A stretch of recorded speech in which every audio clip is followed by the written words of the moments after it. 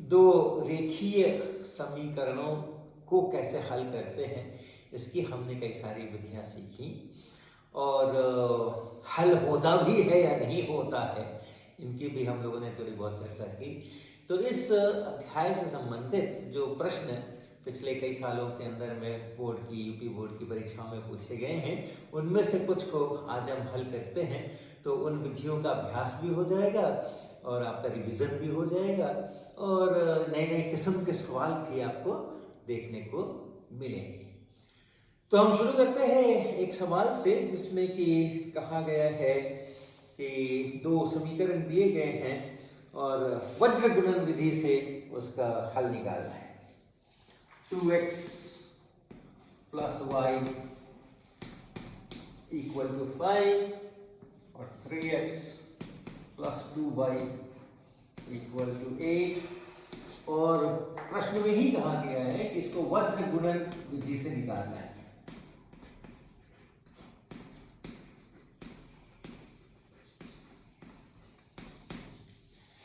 तो अगर प्रश्न पत्र में लिखा हो कि इस विधि से ही निकालना है तो उसी विधि से निकालना ही पड़ेगा और नहीं लिखा हो तो आप अपने पसंद की विधि से निकाल सकते हैं। तो वज्र गुणन आपको ध्यान होगा हमने किस प्रकार से किया था। या आप सबसे पहले एक x पहले तो इसको इधर ला करके इधर में शून्य कर लीजिए। तो 2x प्लस वाई माइनस 5 बराबर शून्य और 3x प्लस 2y माइनस 8 बराबर शून्य। और उसके बाद अब हम ऐसा लिखेंगे ये a1 है, b1 है, c1 है, a2 है, b2 है, c2 है और हम ऐसा लिखेंगे x, y और 1 यहाँ पे और a1, b1, c1 यानी पहले इक्वेशन के जो अंक हैं वो यहाँ पर आएंगे। तो यहाँ x के पहले 2 है, a1 की जगह पर आया, y के पहले यहाँ 1 से गुना है ये 1 आया और c की जगह पे -5 है तो ये -5 आया। a1, b1, c1। उसके बाद फिर अगली लाइन में जो दूसरे इक्वेशन में यही संख्याएं हैं वो लिखेंगे 3 यहाँ, 2 यहाँ और -8 यहाँ, ऐसा ऐसा। और फिर क्या करेंगे, फिर आप करेंगे x बटा और बराबर y बटा बराबर 1 बटा, पहले तो ऐसी लाइन बना लेंगे और x बटा क्या यहां जब लिखना है तो अपने मन में x वाली दोनों लाइनों को गायब करेंगे, इसको और इसको गायब करेंगे। क्या बचा 1 -5 2 और -8। फिर इसका तिर्यक गुना, इसको इससे गुना करेंगे और फिर इसको इससे गुना करके घटाएंगे। 1 इंटू -8, 1 इंटू -8 और माइनस क्या ये इंटू ये 2 इंटू -5, 2 इंटू -5 ये x के नीचे लिखा और y के नीचे क्या लिखेंगे। तो जो y वाली लाइन है उसको अपने मन में गायब कीजिए, ये गायब हुई और ये गायब हुई तो बच गया यहाँ पर 2 -5 3 और -8। लेकिन याद रखिएगा c के बाद a आता है, c के पहले a नहीं आता है, इसलिए इसको आप इस साइड में लिख लीजिए अपनी सुविधा के लिए और फिर वही काम करिए।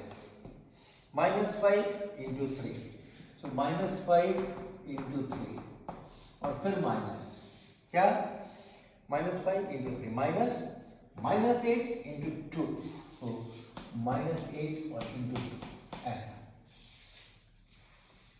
यानी जब आपने वो लाइन गायब करके और अपना ये दो संख्याएं यहाँ बची, दो संख्याएं यहाँ बची, तो ये वाला जो डायगोनल जैसा दिख रहा है, विकर्ण जैसा दिख रहा है, टेढ़ी लाइन जैसी दिख रही है, इसको गुणा कीजिए और फिर माइनस लगा करके इसको गुणा कीजिए ऐसे। 1 करेंगे उसी प्रकार से, तो 1 करेंगे तो 1 वाली लाइन गायब होगी मन में। आपको अपनी कॉपी में ऐसा काट-कूट करने का जरूरत नहीं है, आप अपने मन में इसको गायब कीजिएगा और तब बचेगा आपको ये 2 यहाँ, 1 यहाँ, 3 यहाँ और 2 यहाँ। और ये ठीक है, ए के बाद ये आता है तो इसके बाद ये 2 से 2 को गुना करना है, इसको इससे गुना करना है 2 इंटू 2 और फिर माइनस क्या 2 इंटू 2 माइनस 3 इंटू 1, 3 इंटू 1। ये है वज्र गुणन विधि। तो यदि कहा गया है कि वज्र गुणन विधि से काम करो तो फिर ये काम करना है। अब इसको हल कर लीजिए। क्या हुआ ये x बटा, यहाँ हुआ -8 और यहाँ ये प्लस हो गया 10 प्लस 10 बराबर y -15 और फिर माइनस माइनस प्लस तो प्लस 16 और बराबर 1/, यहाँ क्या है 2 गुना 2 4 और -3 गुना 1 3, अर्थात x/2 बराबर y/1। 16 में से 15 गया तो 1 बराबर 1 डिवाइडेड बाई 4 में से 3 गया तो 1। तो पहले इसको देख लें, x/2 बराबर ये 1 है या 1/1 ऐसे लिखिए। तो x बराबर 2, इससे पता चला कि x बराबर 2। और फिर इसको देख लें, y/1 तो y हो गया, 1/1 1 हो गया, यानी y बराबर 1 है। तो y/1 बराबर 1/1 है। तो यहाँ से आप इससे चल सकते हैं, y/1 बराबर 1/1 अर्थात y बराबर 1। ये हमारे उत्तर हो गए।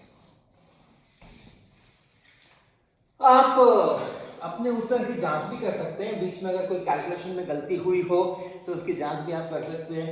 x बराबर 2 y बराबर 1 यहाँ रखिए, x की जगह पे आप 2 रखिए और y की जगह पे आप 1 रखिए। तो क्या हुआ 2 दूना 4 और 1 5, ठीक है। यहाँ रखिए 3 और x की जगह 2 रखेंगे तो 3 दूना 6 और y की जगह 1 रखेंगे तो +2, 6 + 2 8। तो यानी सब कुछ ठीक है, कुछ गड़बड़ नहीं। अगर यहाँ रखने से ऐसा नहीं आया तो आप देखिए कहीं ना कहीं प्लस माइनस में और कुछ में गलती हुई होगी, उसको जरा दोहरा लीजिए और उसको ठीक कर लीजिए, ये आ जाएगा। तो ये अपना पहला सवाल है। कुछ शब्द हैं जिसके बारे में कि अपने को जानकारी हासिल कर लेनी चाहिए, प्रश्न पत्र में वो शब्द आएंगे तो उसका अर्थ क्या है ये समझ आना चाहिए। तो ऐसा ही एक प्रश्न है यहाँ पर कि सिद्ध कीजिए कि 2x + 3y = 7। सिद्ध करना है, सिद्ध कीजिए कि 2x + 3y = 7। ये एक समीकरण है और दूसरा समीकरण है 6x + 5y = 11। एक अद्वितीय हल रखता है, एक अद्वितीय हल रखता है, ये सिद्ध करना है। और इसके आगे है कि वज्र गुणन विधि से इसको हल करिए। वज्र गुणन विधि से इसको हल करें। तो वज्र गुणन विधि से हल करना तो आप सीख ही गए, तो उसी प्रकार से कर लेंगे। इसको इधर ला करके बराबर 0 करके और फिर xy 1 लिख करके और वो अनुपात सब लिख करके आप कर डालेंगे। ये देखिए ये क्या है, अद्वितीय हल रखता है। इसका क्या अर्थ है, शब्द का क्या अर्थ है? अद्वितीय माने उसके जैसा और कोई नहीं। तो एक ही हल है, एक ही हल है। x का एक मान है और y का एक मान है, बस। इसके अलावा x का कोई दूसरा मान या y का कोई दूसरा मान आप रखेंगे तो ये समीकरण नहीं चलेंगे। तो उसको कहते हैं अद्वितीय हल, यूनिक सॉल्यूशन, एकमात्र सॉल्यूशन, एकमात्र हल, है ना। तो ये तो कैसे पता करते हैं, बिना हल किए हुए कैसे पता करते हैं कि एकमात्र हल है कि नहीं? तो उसके लिए अपने को ध्यान होगा कि हम ये करने के लिए, इस तरह की चीज़ें सिद्ध करने के लिए एकमात्र हल है कि नहीं, बहुत सारे हल हैं क्या, एक भी हल नहीं है क्या, इस तरह की चीज़ों के लिए आपको इसको इधर लाने की ज़रूरत नहीं। आप यहाँ भी इसको छोड़ सकते हैं, इस साइड में भी ये जो कांस्टेंट नंबर है इसको इधर भी छोड़ सकते हैं। और ये बताइए इसको देखिए, यानी 2/6 है यहाँ पे और 3/5 है यहाँ पे। ये x का जो यहाँ पर पीछे लगा है और यहाँ पे पीछे लगा है, a1 है ये a2 है। a1/a2 बराबर b1/b2 है कि नहीं, ये देखना है पहले। तो ये a1/a2 b1 बाई b2 बराबर है कि नहीं ये देखना है। तो आप देख सकते हैं बराबर तो नहीं है, बराबर तो नहीं है, 2/6 है, ये 3/5 है, ये बराबर नहीं है। इसको अगर हम देखते हैं तो 2 × 5 बाई 6 × 5 ऐसा कर सकते हैं, 10/30 कर सकते हैं, और इसको 6 से गुना कर दें, 3 × 6 5 × 6 कर सकते हैं, तो 18/13 ऐसा कर सकते हैं। तो अब इन दोनों के हर बराबर हो गए हैं, इसलिए तुलना करना बहुत आसान है कि आपस में बराबर तो नहीं है। जब हर बराबर है और अंश बराबर नहीं है तो आपस में ये संख्याएं बराबर तो है नहीं। और ये अगर आपस में बराबर नहीं है, 2/6 इज नॉट इक्वल टू 3/5, तब अद्वितीय हल हो गया, एकमात्र हल हो गया, यूनिक सॉल्यूशन हो गया। अतः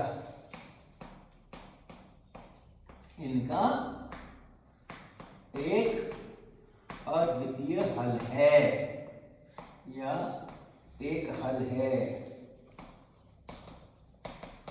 तो ये है अपना, अगर x के पीछे जो लगा है, जिसको हम पहले इक्वेशन में a1 कहते हैं, दूसरे इक्वेशन में हम उसको a2 कहते हैं, वो अनुपात, और y के पीछे जो लगा है b1 और b2 वो अनुपात अगर बराबर नहीं है तो फिर उसका एकमात्र हल है, और उस हल को प्राप्त करने के लिए आप वज्र गुणन कीजिए या प्रतिस्थापन कीजिए या विलोपन कीजिए।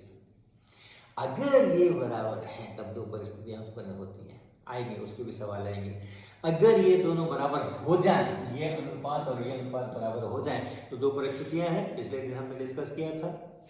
वो अनुपात अगर इसके भी बराबर हो जाए तब दोनों एक ही इक्वेशन हो गए और बहुत सारे हल हैं।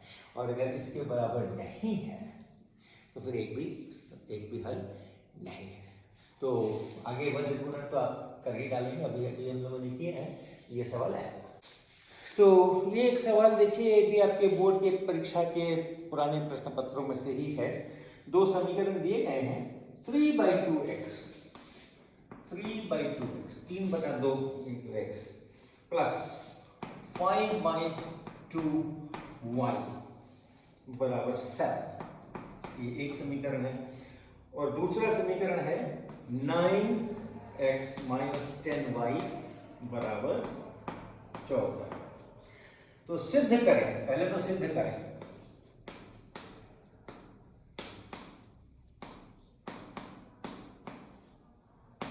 संगत है,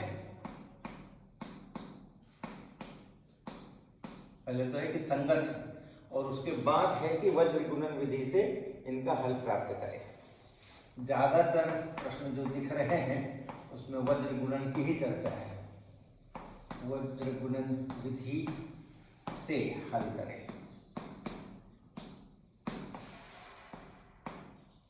तो इसमें देखिए एक शब्द आया संगत, है ना, संगत है। क्या मतलब है संगत शब्द का?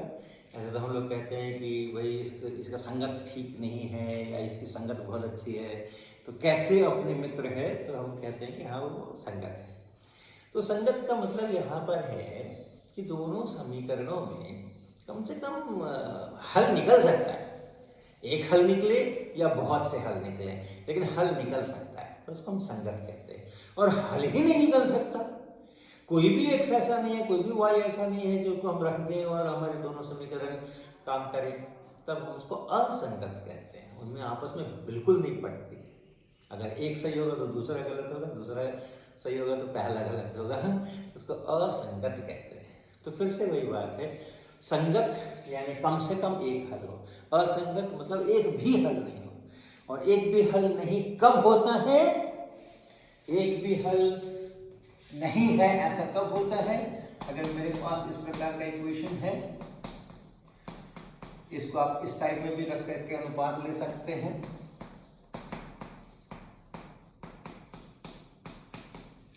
तो a1/a2 बराबर हो जाए b1/b2 के, और ये नहीं बराबर हो c1/c2 के, तब ये असंगत है। रखने की जरूरत नहीं है आपको रखने की जरूरत नहीं है। अगर ये a1/a2 बराबर b1/b2 हो गया है तो दो ही परिस्थितियां होंगी, या तो ये भी बराबर हो गया, तब तो इसी समीकरणों को कुछ गुना करने से एक ही समीकरण आने वाला है, ये दोनों एक ही समीकरण है। तब ऐसी हालत में आपको बहुत सारे हल मिल जाएंगे, ढेरों हल मिल जाएंगे, अनेक हल मिल जाएंगे। और अगर ऐसा हो करके बहुत सारे हल नहीं मिलते हैं तो ये हो सकता है, ये हो सकता है कि ये अनुपात बराबर है और ये अनुपात बराबर नहीं है। तब फिर वो जो हमने पहले किया था x + y = 7, x + y = 12, उस टाइप की चीज़ हो जाएगी। उधर वाले अनुपात बराबर नहीं होंगे, तब वो असंगत हो जाएगा। और यही अनुपात अगर आपस में बराबर नहीं हो तब भी संगत है, क्योंकि तब एक हल मिलेगा। अगर ये दोनों अनुपात आपस में बराबर नहीं है तो एक हल जरूर मिलेगा, इसका कुछ भी हो, तो वो संगत है। तो यानी संगत का मतलब या तो एक हल मिले या तो फिर अनेक हल मिले, ऐसा ना हो कि एक भी हल ना मिले। अगर वैसा हुआ तो असंगत। तो यहाँ हमें क्या दिखाना है कि संगत है। तो आप ये रेशियो देखिए 3/2 और बटा 9, ये पहला रेशियो हो गया A1/A2। और ये रेशियो देखिए y के पहले है यहाँ 5/2 और यहाँ है -10, और ये बराबर नहीं है। एक तो ऋणात्मक है, एक तो धनात्मक है, तो बराबर होने का सवाल ही नहीं है, ज़्यादा कुछ हमें देखना है नहीं है। ये अनुपात बराबर नहीं है और इसका अर्थ हुआ एकमात्र हल उपस्थित है, इसलिए ये समीकरण संगत है।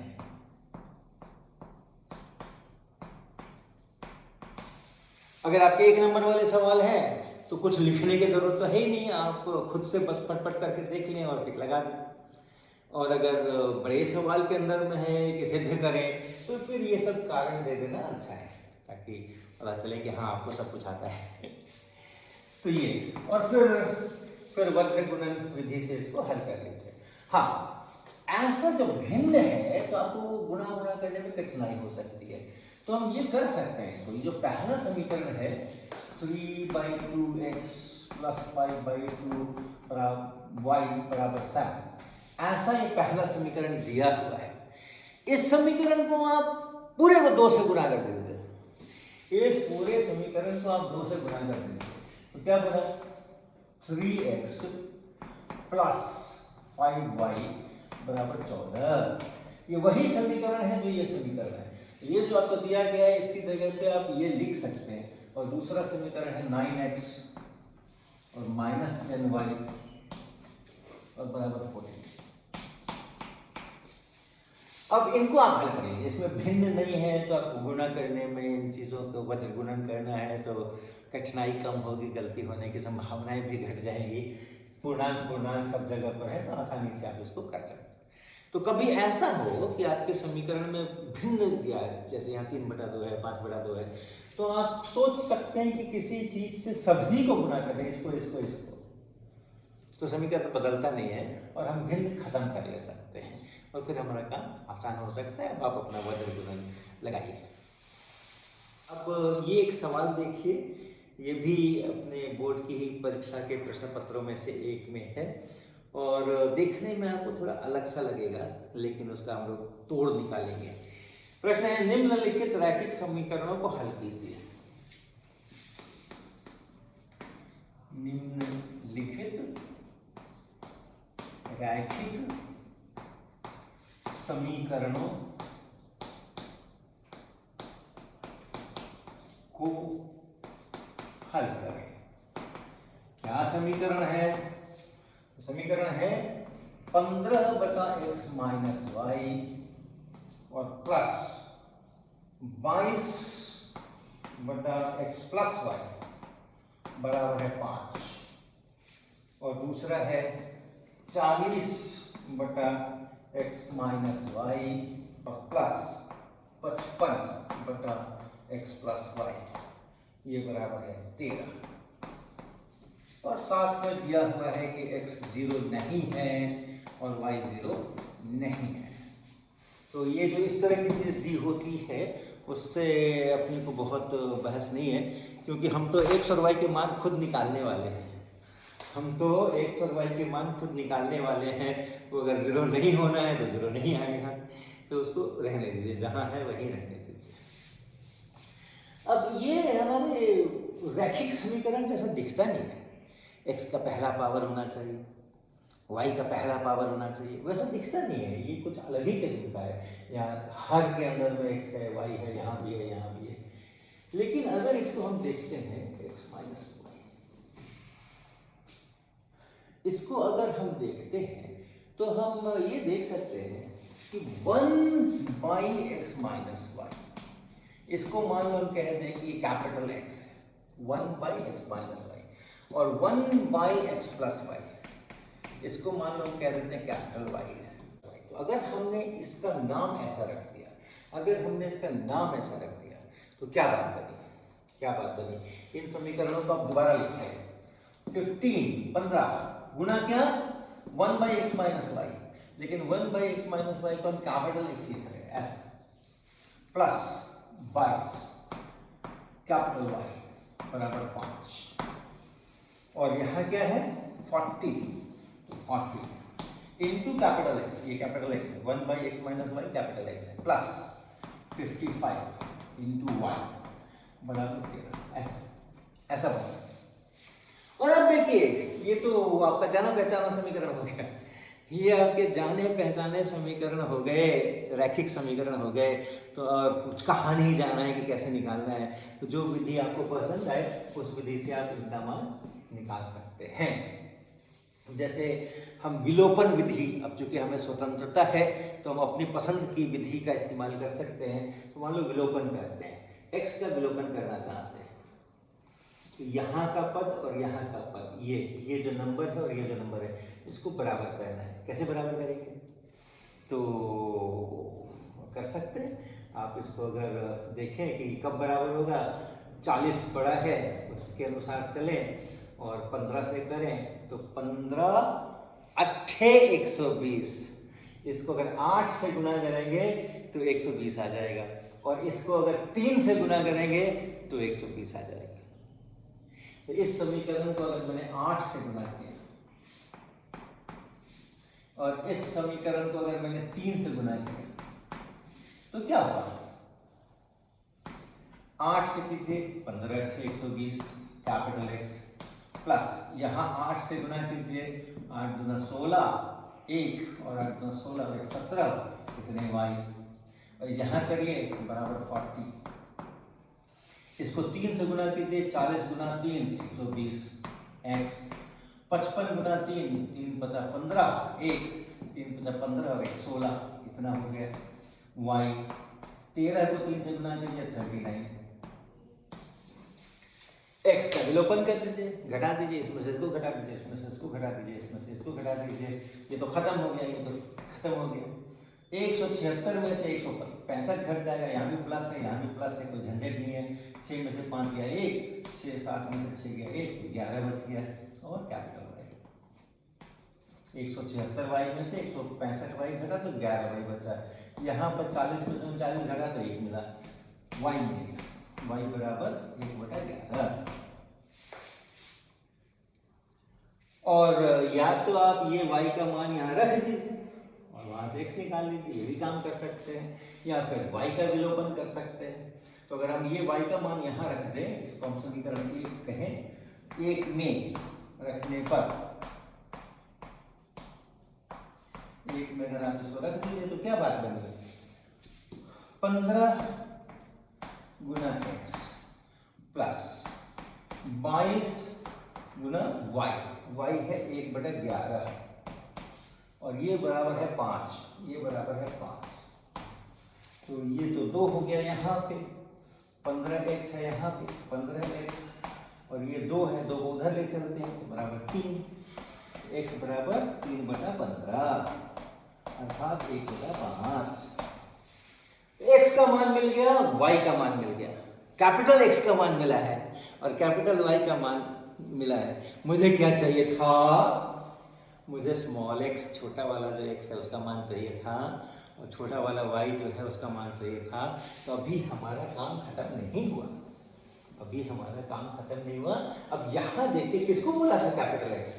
ये कैपिटल X किसको बोला था, कैपिटल Y किसको बोला था? इसको बोला था। तो कैपिटल X का मान निकला है, कैपिटल X का मान निकला है 1/5। क्या मतलब 1 बाई एक्स माइनस वाई, ये है कैपिटल एक्स। देखिए ये है कैपिटल एक्स, और कैपिटल एक्स का मान निकला है 1/5, ये बराबर 1/5। और इसका क्या अर्थ हुआ? इसका अर्थ हुआ एक्स माइनस वाई बराबर 5। छोटा एक्स माइनस छोटा वाई बराबर 5। इसी तरीके से कैपिटल वाई है 1/11, और कैपिटल वाई किसको बोला था? 1 बाई छोटा एक्स प्लस छोटा वाई। 1 बाई छोटा एक्स प्लस छोटा वाई, ये है कैपिटल वाई, और कैपिटल वाई है 1/11, ये है 1/11, अर्थात एक्स प्लस वाई बराबर 11। अब इसको हल करना है, और इसको हल करना बहुत ही आसान है। विलोपन कर देते हैं, ये x है, ये x है, घटा देते हैं। तो अगर घटा दिया हमने तो इससे ये घट करके यहाँ 0 हो गया, और माइनस वाई में से y को घटाना है तो -2y हो गया। माइनस वाई पहले ही से माइनस में था, और उसमें से y और घटा देना है तो -2y हो गया, और इधर घटाएंगे तो 5 में से 11 घट के -6 बनेगा। तो -2y बराबर -6, y बराबर -6 बटा -2 अर्थात 3।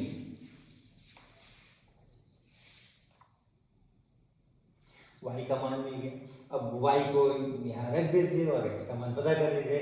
y बराबर अगर 3 है, x माइनस वाई बराबर है 5, और y बराबर है 3, तो x माइनस 3 बराबर 5 हो गया, x बराबर 8 हो गया। x बराबर 8 छोटा x, और y छोटा y बराबर 3, ये हो गया हमारे उत्तर। तो क्या देखा? देखने में हमारा समीकरण शुरू में जो था वो रेखीय समीकरण नहीं था भी नहीं। छोटा x छोटा y में ये रेखीय समीकरण नहीं है, लेकिन हमने थोड़ा उसके साथ में खेलकूद किया, और उसकी शक्ल को थोड़ी बदली, और बदल करके हम कैपिटल x कैपिटल y में चले गए, और तब हमें रेखीय समीकरण मिल गए। उससे कैपिटल x कैपिटल y का मान पता कर लिया। वो जब पता कर लिया तो फिर मुझको छोटा x छोटा y में रेखीय समीकरण मिल गए, फिर उसका मान पता कर लिया। तो ऐसे करके हम अपना काम कर सकते हैं। अब एक और किस्म का सवाल देखें। के किस मान के लिए, स्मॉल के किस मान के लिए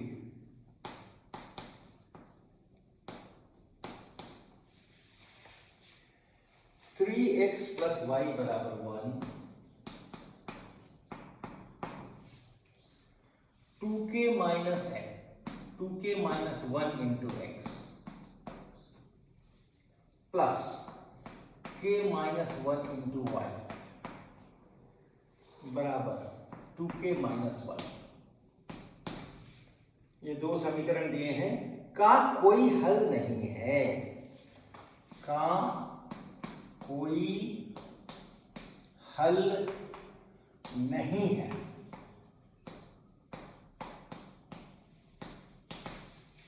ये आपसे पूछा जा रहा है कि k के किस मान के लिए ये जो दो समीकरण दिए गए हैं, युग्म कहते हैं, जोड़ा या युगपत कहते हैं, दो हैं युगपत भी कहते हैं।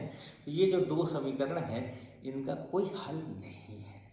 तो कोई हल कब नहीं होता है वो जो वैरायटी है x प्लस वाई बराबर 7, x प्लस वाई बराबर 12, तब हल नहीं बनने वाला है। उसी तरीके से क्या रिश्ता है? वो रिश्ता है जब हमारे x के पीछे जो a1 है और यहाँ x के पीछे जो a2 है उसका अनुपात a1 बटा a2, और y के पीछे जो है और यहाँ y के पीछे जो है उसका अनुपात b1 बाई b2 वो बराबर हो, और वो अनुपात इसके बराबर नहीं हो, तब फिर कोई हल नहीं मिलता। तो क्या है अपना कोई हल नहीं मिलने के लिए, कोई हल नहीं मिलने के लिए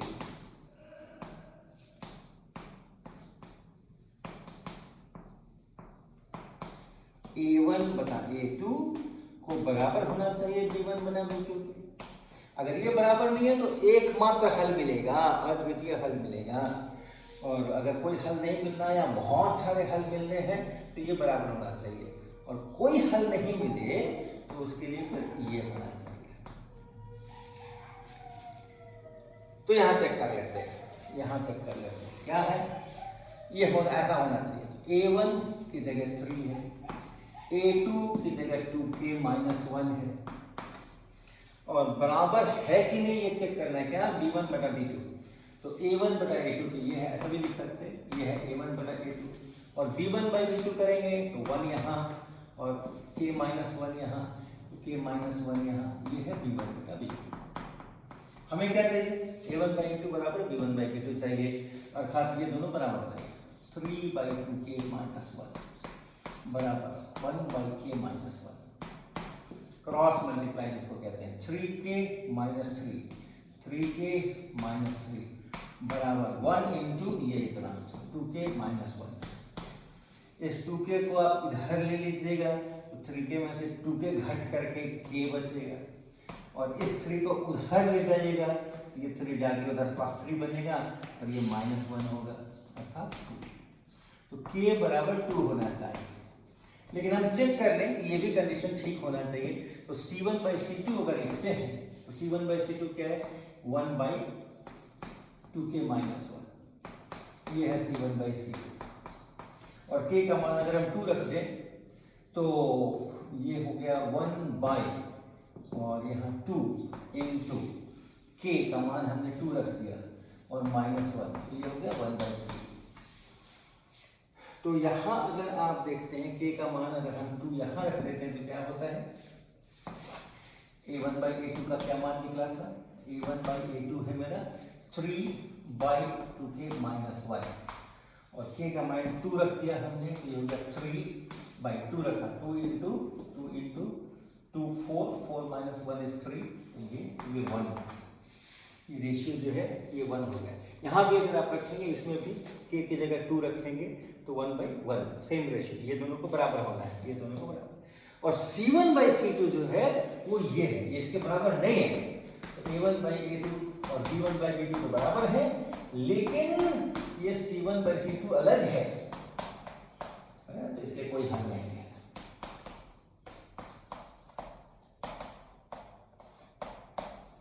तो हमारा उत्तर क्या बना, k बराबर, ये हमारा उत्तर बना।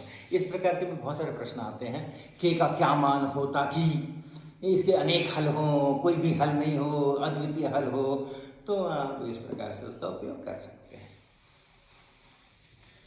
इसी तरह का एक और सवाल आपके प्रश्न पत्र से है, के किस मान के लिए, के किस मान के लिए युगपत समीकरण, युगपत मतलब दो, युगपत समीकरण, और समीकरण क्या क्या दिए हैं, समीकरण दिए हैं kx प्लस वाई बराबर k स्क्वायर, ऐसा पहला इक्वेशन है, और दूसरा है x प्लस ky बराबर 1, ये है। k अनेक अनंत हल होंगे,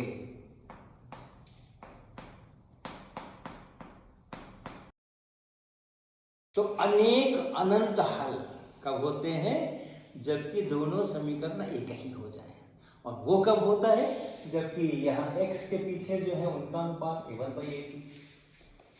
अनेक अनंत हल होने के लिए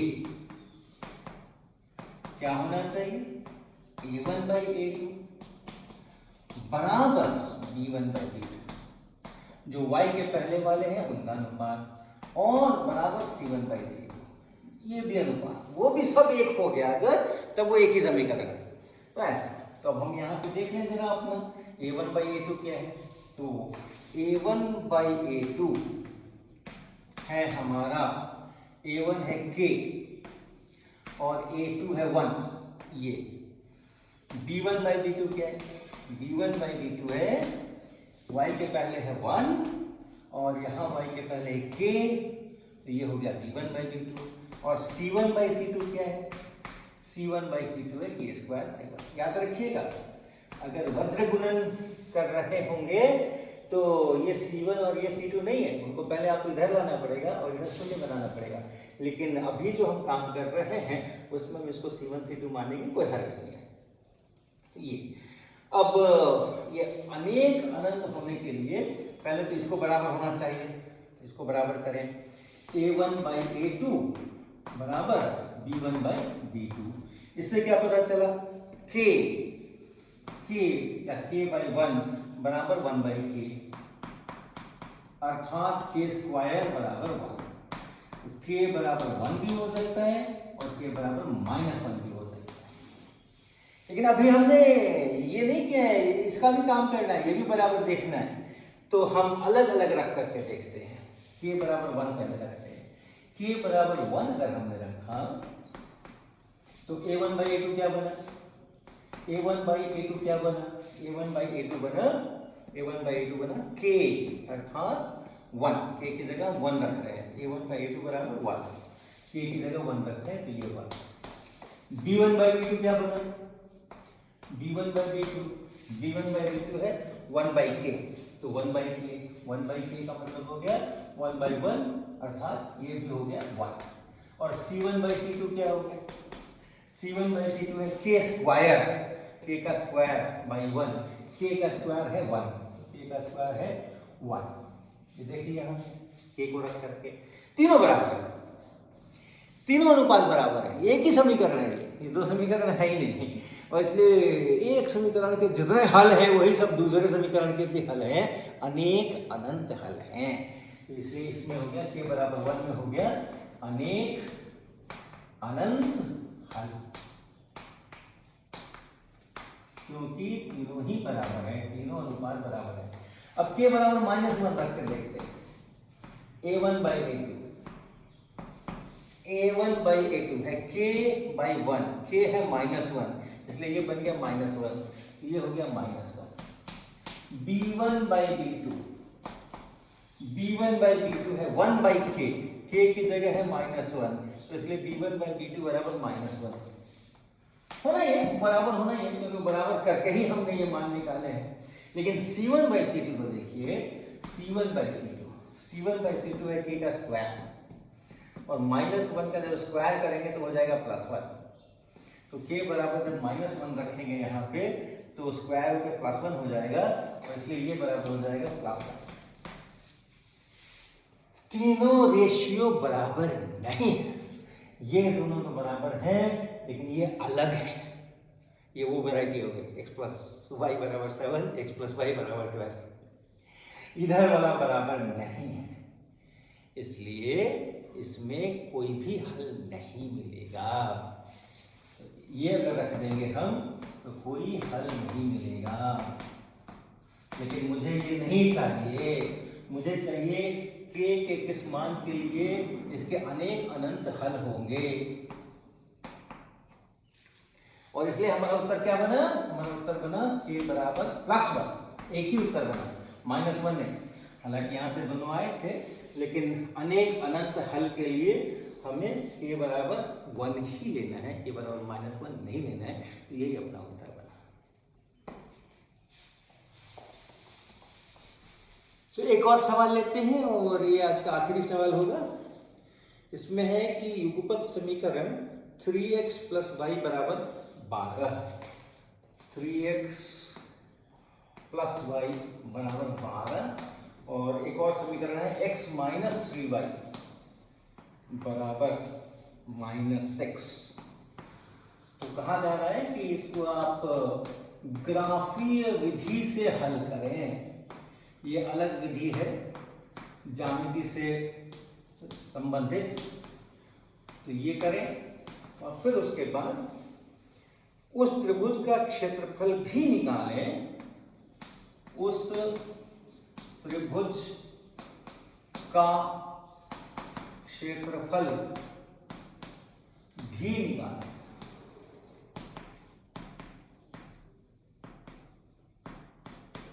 जो इन रेखाओं तथा x अक्ष से बनता है।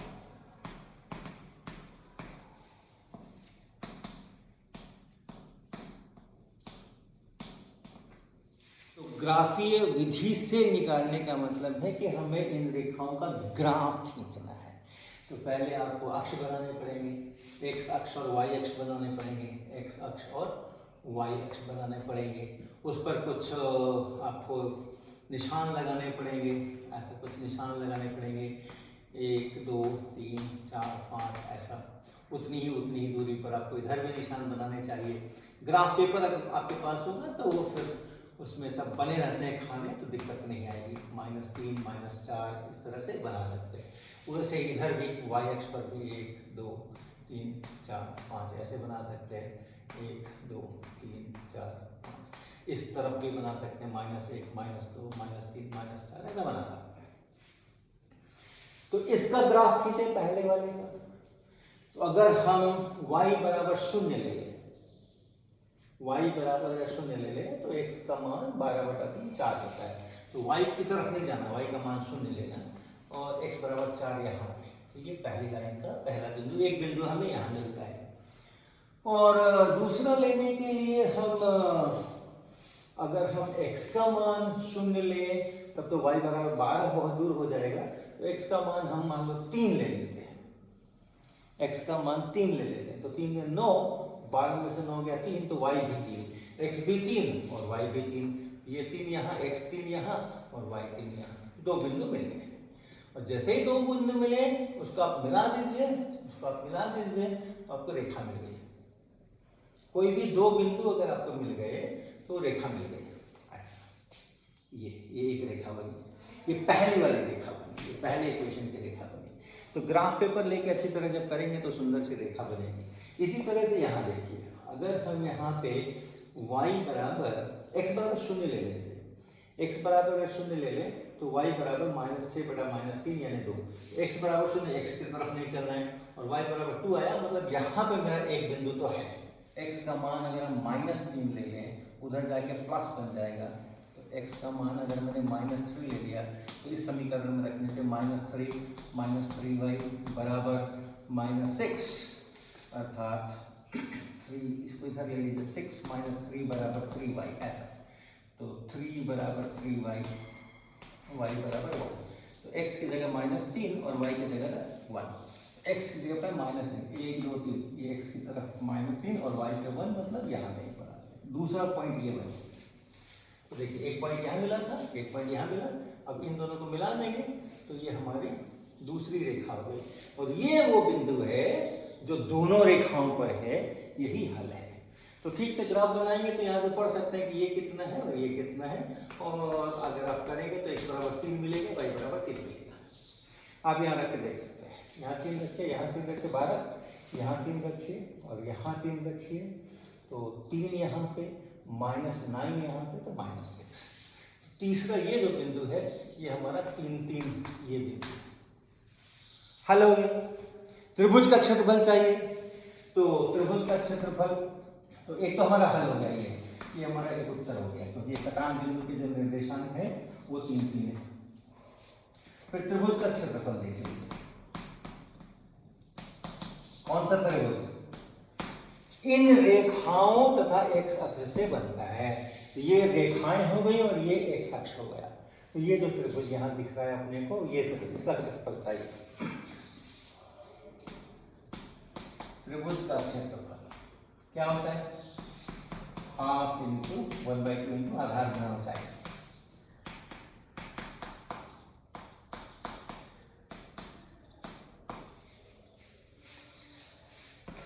आधार कितना है? यहां से लेकर के और यहां तक ये आधार है। ये आप देखिए कि ये कितना है, ये कितना है।